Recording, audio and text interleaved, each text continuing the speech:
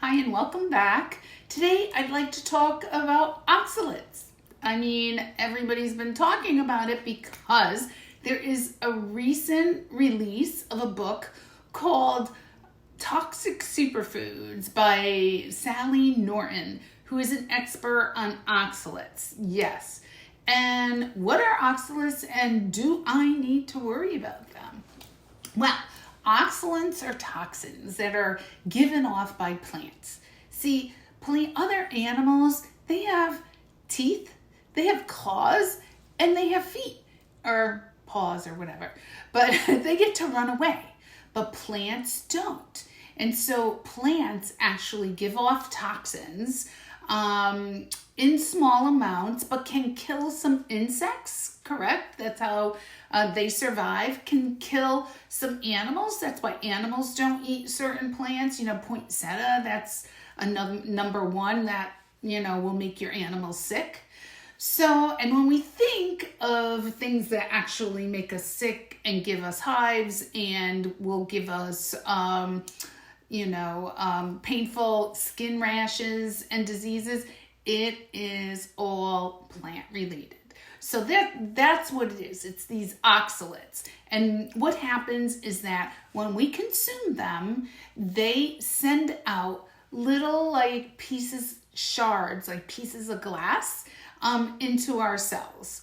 And they go throughout the whole body. By the time they get to the kidneys and are excreted, they've been through the whole body. And they've wreaked havoc with your body and your system.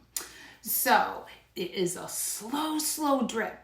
So if you have a container and there's one oxalate, there's two oxalates, there's three, over a long period of time, because we have this plant-based thing going on, over a long period of time, those drips become inflamed. Those containers become inflamed and damaged. And then we have a disease.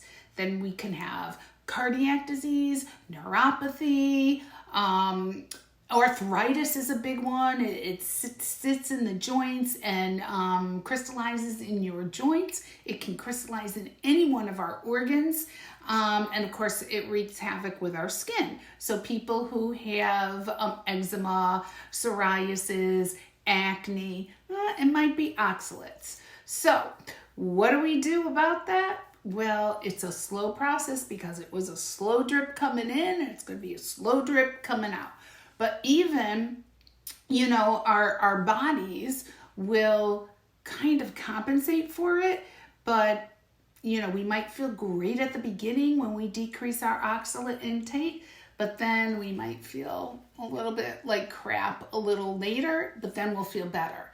Okay, so it's a long process. It could take up to a year to get rid of your oxalates. So what they do is they bind with minerals. I'm going to look at my cheat sheet. They bind with minerals causing severe inflammation. There is a case, I believe it was in Europe, that somebody ate rhubarb and rhubarb leaves, like in a rhubarb salad, all the time. And they got kidney failure and they died. You could get constipation. You get the high oxalate foods are kale, spinach, cacao or chocolate, blackberries, legumes, sweet potatoes, nuts. Nuts. They're high oxalate. Turmeric, which people are like, oh, turmeric, you gotta take turmeric to decrease your inflammation. No, some people have a real problem with turmeric and curcumin. All right. So the highest one, though, is kale. Kale really wreaks havoc with our body and our system. The total amount that we are supposed to have of an oxalate to be safe is about 50 milligrams. And that is 2 to 3 pieces of chocolate. And that's it. Okay, so also stay away from the larger seeds and nuts, like apple seeds and apricot, the apricot stone or seed they have arsenic in them, you know, and I think your mother probably said, don't eat the seeds, you know, it's going to make you sick.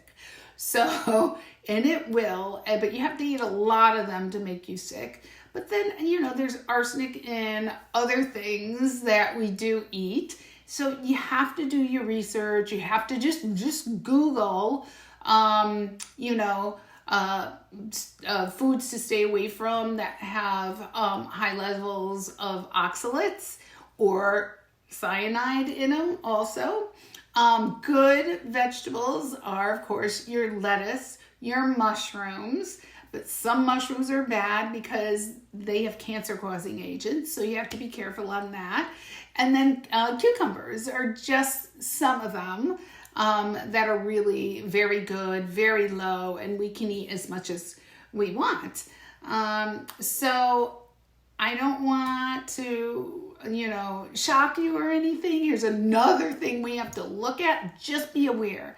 I need you to be aware so that if you come up with any of these disease processes, you know, and your current treatment is not working for you, it could be, you know, oxalates. You know, there's oxalates, there's nitrates, there's histamine response in our body. You know, our body really takes care of itself. But when we get further down the path of having those toxins in our system, then we want to put a diagnosis on them. Instead of figuring out what the actual problem is, they want to give you a medicine to correct the side effect. But we really want to find out what's causing it and get rid of it. Get rid of it so your body's healthy. All right, that's it for today. So if you have any questions about oxalate, go right ahead and text me. I hope you have a wonderful, wonderful day and enjoy your evening. Take care. Bye-bye.